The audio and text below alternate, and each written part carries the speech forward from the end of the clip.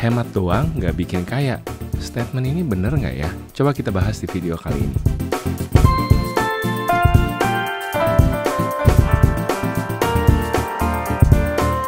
Hai guys, welcome back to our channel. Kembali lagi dengan gue Samuel dan ini istri gue Claudia. Kami pasangan suami istri kantoran dalam perjalanan memaknai financial independence. Di channel ini kalian akan temukan video-video seputar karir, keuangan, adulting, dan topik-topik menarik lainnya. Jadi kalau kalian suka dengan apa yang kalian tonton hari ini, jangan lupa untuk share video ini, like, subscribe untuk support terus channel kami. Baru-baru ini muncul video di IG Reels aku. Salah seorang content creator / motivator membuat statement tentang berhemat ya. Jadi inti dari videonya adalah mau hemat sampai kapan sih? Mau hemat sampai sejauh mana? Karena hemat pangkal kaya itu sudah tidak relevan. Yang harus dilakukan menurut beliau adalah harusnya memperbesar kekayaan, mencari uang besar ya, memperbesar income supaya nggak perlu lagi hemat-hemat karena nanti uangnya sudah banyak sendiri gitu, sudah punya uang. Jadi tidak perlu susah lagi menghemat receh-receh karena uangnya sudah besar. Jadi sudah bisa lebih banyak uang yang dipakai gitu untuk sehari-hari hidup. Nah, menurut kami statement ini cukup menarik dan kami mau coba tawarkan perspektif dari sudut pandang yang berbeda. We beg to differ. Karena menurut kami ada benernya yang diomongin sama beliau, ada salahnya juga. Dan kalau nggak dibahas dengan lengkap bisa jadi misleading buat yang mendengar menurut kami. First of all, mungkin yang harus kita samakan dulu persepsinya di sini adalah definisi kaya itu sendiri. Mungkin kalau dari Bapak yang tadi, kaya itu kan kayaknya sepertinya yang dimaksud itu kayak banyak banget uang untuk membiayai biaya hidup yang sebesar apapun. Mungkin yang dimaksud Bapak tadi. Jadi kan dengan kalau misalkan kamu punya income-nya let's say beratus-ratus juta, ya udah kan kamu bisa menghidupi kehidupan yang beratus-ratus juta tadi itu gitu kan. Jadi nggak usah lah hidup hemat-hemat, hidup yang sederhana-sederhana itu nggak usah. Yang penting kejar terus income menurut si Bapak tadi. Nah tapi sebenarnya kalau kita ngomongin kaya itu kan definisinya luas banget ya. Dan ini juga mungkin buat tiap orang beda-beda. Tapi kemarin ini lagi-lagi ada reels yang lewat di Instagramku dan itu cukup menggelitik ya buat aku karena dia tulis gini, kaya itu bukan berarti kita punya mobil mewah, naik kemana-mana naik jet pribadi, senantiasa pakai pakaian bermerek, tapi kaya itu bisa berarti kita bisa bangun dengan tenang di pagi hari, terus mungkin kita bisa sehat, masih bisa doing our routine gitu kan. Ini kan things yang we take for granted ya, masih bisa jalan pagi, masih bisa buka mata, masih bisa menikmati inilah slow morning gitu ya dengan keluarga, masih bisa santai-santai di rumah menikmati masakan rumahan yang kita masak sendiri, terus abis itu bisa makan sambil ngobrol di meja makan di rumah. Nah dari situ saya merasa bahwa kekayaan itu nggak selalu melulu tentang punya uang paling banyak gitu ya, karena kaya itu berarti ya kita bisa juga memanage keuangan kita yang mungkin nggak banyak-banyak amat, cukup, tapi kita bisa atur dengan baik sehingga kita punya waktu untuk mengejar hal-hal lain di luar mengejar income tadi gitu. Jadi by that definition, apakah memperbesar income menjamin kaya juga? Nah ini menurut saya juga belum tentu, karena tadi kan kaya itu definisinya banyak, nggak mesti punya uang paling banyak atau kejar uang sebanyak-banyak mungkin untuk membuat seseorang merasa kaya gitu. Jadi itu tadi alasan pertama kenapa hemat pangkal kaya menurut kami masih berlaku. Yang pertama adalah definisi kaya buat tiap orang tuh beda-beda. Mungkin buat creator tadi, kaya buat dia sebenarnya kurang jelas gitu ya, kurang jelas. Lagi-lagi di video pendek tadi, hemat tidak akan bikin kamu kaya. Sebenarnya kaya dia tuh kurang jelas gitu. Maksudnya kaya tuh apakah soal uang sebanyak-banyaknya atau soal yang tadi Clau mention atau gimana? Karena menurut kami kaya itu kita bisa define sebagai satu state di mana kita tuh cukup dan balance yang tadi Clau bilang. Bisa punya waktu untuk jemput anak sekolah siang-siang, bisa punya waktu untuk kerja, bisa punya waktu untuk olahraga, beli makanan yang berkualitas, sehat, dan bisa menghidupi lifestyle yang kita mau. Itu sudah cukup kaya gitu. Nah kalau kita nggak pernah mau budgeting, ya kalian udah khatam lah ya kalau udah penonton lama channel ini. Kalau mau budgeting cukup, mencari kata cukup kita nggak akan pernah mencapai yang tadi yang namanya kaya tadi. Instead kita akan mengikuti standar kaya orang lain. Jadi alasan pertama kenapa menurut kami hemat pangkal kaya itu masih bisa relevan, ya kayanya itu kalau kita udah define, kita bisa kok sampai ke sana dengan kita hidup hemat dan teratur. Alasan kedua, kita nggak perlu sebenarnya unlimited income. Kita nggak perlu yang orang bilang financial freedom, uang datang terus, datang sendiri tanpa kita harus kerja dan terus-menerus bisa membeli barang yang mahal terus-menerus gitu. Jujur ya, kami sudah pernah merasakan beli barang kayak aku mungkin tas lah, kita ngomong tas gitu. Aku udah pernah menjinjing tas gratisan, hadiah seminar, sampai tas jutaan gitu ya yang belinya jauh, tidak di Indonesia. Itu pada akhirnya yang bikin kita cukup dan happy dengan tas itu adalah sikap hati. Ketika kita sudah mengatakan saya udah comfortable dengan tas ini, ya tas itu jadi bisa dibawa enjoy. Tapi nanti datang lagi pasti satu momen mungkin aku akan kepengen tas yang lebih mahal lagi atau gimana, nanti akan timbul rasa nggak cukup, rasa kecewa, rasa nggak bahagia. Which is nanti aku mesti pastinya ngomong dong sama istri gitu kan, boleh nggak aku beli tas ini? Menurut kamu aku udah pantas belum? Menurut kamu ini sehat nggak sih buat aku gitu. Nah kita kan selalu perlu kalibrasi gitu ya. Tapi poinnya adalah kita nggak perlu selalu upgrade lifestyle, upgrade income, upgrade ke gaya hidup yang lebih dari yang sekarang. Karena yang bikin kita ngerasa pengen lebih itu kan eksternal faktor. Dan kita bisa kok sebenarnya dari dalam yaitu membentengi diri dengan rasa cukup tadi. Supaya tidak selalu ketika ada keinginan dari luar kita tuh luluh dan kita ikut gitu. Ini ingat banget beberapa tahun yang lalu atau mungkin tahun lalu ya, ada email datang kan ya katanya Kosem kalau nggak salah. Jadi ini ada satu orang, dia merasa kok nggak cukup terus gitu. Dia sekarang udah posisinya senior manager, ya udah tinggi lah posisinya, apa sudah hampir sudah asisten direktur ya. Asisten direktur.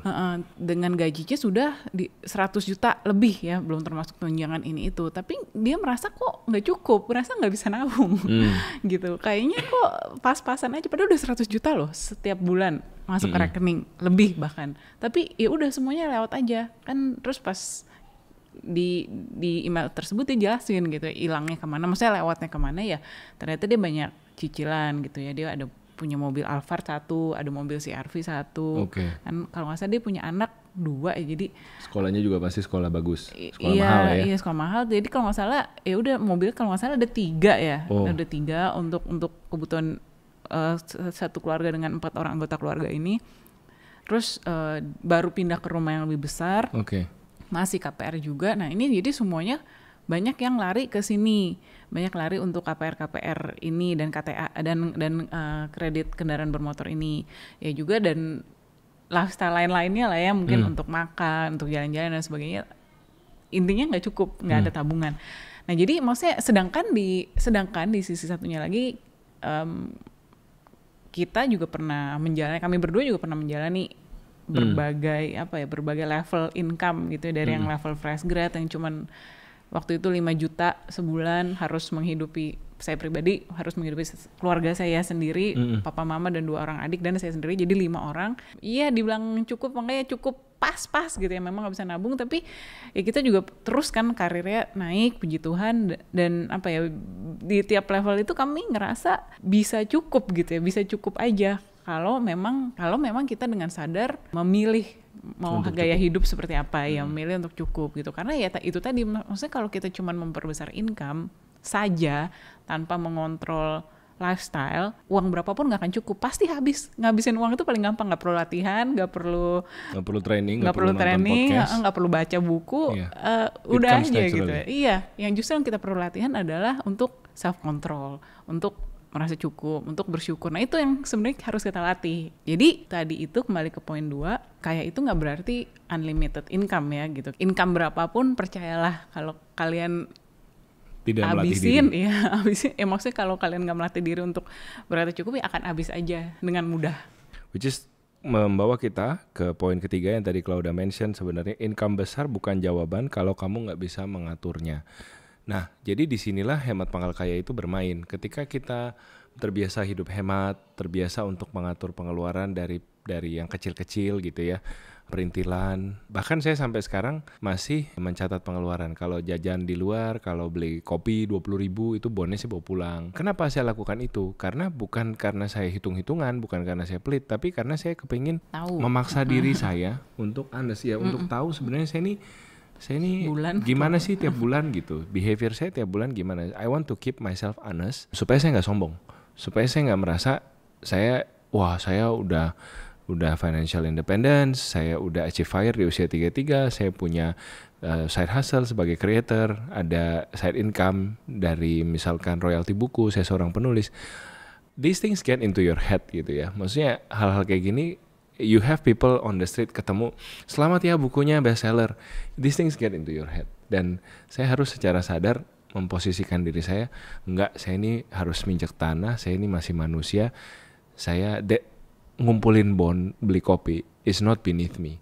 It's not something I shouldn't do just because I'm a public figure gitu. Maksudnya aku mau sengaja lakukan ini supaya aku tetap punya humility untuk mau injak tanah dan ultimately ngatur pengeluaran tadi gitu. Kan ada orang bilang ya, what you measure improve. Kalau keuangannya mau improve ya diukur, dan saya ukur itu gitu. Dan saya mau accountable ke Claudia sebagai CFO dalam rumah tangga, bukan karena takut atau posisi dia di atas saya atau gimana, tapi karena memang we have to be accountable to someone. I think being accountable is healthy in marriage. The same way she's accountable to me, misalkan apa ya, ada spending yang kamu mau lakukan, big spending, she talks to me bukan untuk minta approval tapi untuk kayak discuss, is this healthy, apakah ini something that we should do this year atau something we have to do, we can delay, we can postpone, is this something yang dari keinginan aja atau something yang benar-benar kita butuh gitu ya. Jadi ngatur itu penting gitu. Ngatur income mau kecil mau besar itu penting, dan dari income kecil sudah diatur, maka akan semakin mudah diatur ketika income kalian sudah besar, karena sudah terbiasa, sudah punya sistem yang sudah works. Yang keempat, rezeki diatur Tuhan, hemat dan cukup bisa kita atur masing-masing. Maksudnya itu gimana? Maksudnya gini, kalau kita ngomongin mau kejar income sebanyak-banyaknya, itu banyak faktor X-nya. Kami nggak pernah jadi pengusaha, jadi oke, kita nggak ngomongin dari point of view pengusaha ya, tapi misalkan dari sudut pandang karyawan deh, kami berdua sebagai karyawan hampir 15 tahun ya sudah berkarir. Dalam perjalanan karir itu kamu melihat gitu bahwa nyata di dalam corporate nggak selalu yang paling pinter, yang masuknya paling pagi, yang paling rajin, yang paling pinter presentasi, paling cepet naik, nggak selalu. Kadang-kadang banyak faktor X-nya. Tergantung di perusahaan itu mereka lagi ada opening atau enggak untuk promosi. Tergantung perusahaannya itu lagi kondisinya lagi baik atau enggak di tahun itu, apakah mereka bisa kasih naik gaji atau enggak gitu, leave alone promosi ya. Terus juga banyak hal sih, apakah cocokan dengan manajemen ya, politik ya. Jadi politik itu suka tidak suka itu ada, dan itu bukan sesuatu yang gimana ya, yang jahat juga gitu ya, maksudnya itu realistis ada gitu, dan kita harus bisa menerima. Jadi waktu kita bilang mau memperbesar income sebagai karyawan, misalkan mau minta naik gaji atau promosi, itu tidak berdasarkan kerja keras dan semangat dan air mata kita semata gitu ya. Banyak faktor X-nya yang kita nggak bisa kontrol. Mau seberapa pun kamu pintar, seberapa pun kamu rajin, bisa aja kamu tidak dipromosi, dan ini realistis. Bisa aja kamu nggak naik gaji, dan itu sesuatu yang harus kamu bisa terima. Nah tapi di sisi lain, kalau kita ngomongin soal manage keuangan, memanage pengeluaran, itu hampir pasti bisa kita kontrol. Tentunya dalam kita hidup pasti ada minimum requirement. Maksudnya kalau di Jakarta sehemat-hematnya kita ya, kita kan ada ya level paling bawah nih, udah nggak mungkin bisa lebih hemat dari ini lagi gitu ya kalau mau hidup di Jakarta dengan layak. Maksudnya hidup dengan layak ya, maksudnya kita masih di kos-kosan atau kontrakan rumah yang masih layak gitu ya, makannya masih 4 sehat 5 sempurna. Kalau kita ngomongin yang udah ekstrim gitu ya, makan nasi sama acar tiap hari gitu ya, atau makan nasi sama garam tiap hari, terus hidupnya udah nggak jelas, yang mungkin numpang tidur di mana, ya itu kita nggak ngomong ekstrim ke sana, tapi kita ngomong untuk hidup layak. Itu pasti ada minimum bawahnya yang kita nggak mungkin bisa hemat lagi lebih dari ini, dan itu ya udah pasti yang harus kita bisa earn gitu ya, income yang harus kita bisa earn untuk cover minimum expense kita itu tadi. Tapi di luar itu lain-lainnya itu semuanya bisa kita atur gitu ya, semuanya itu prioritas dan opsional ya. Opsional maksudnya kita bisa memilih gitu loh, kita mau kayak gimana. Apalagi kalau kita udah ngomongin yang namanya lifestyle, yang namanya self reward, itu semua udah boleh enggak, dan it's really up to you and your self control to say no to that. If you think that's not important, tentunya kan masing-masing orang berbeda, tapi intinya it's really up to you mau ngatur uangnya kayak gimana. Bahkan kalau kita bicara soal bare minimum, sebenarnya banyak cara untuk menyiasatinya. Waktu kami dulu lakukan menata hidup lah 3 tahun awal setelah menikah, itu kami punya orang tua yang kami bisa tinggal di rumahnya, misalkan gitu ya.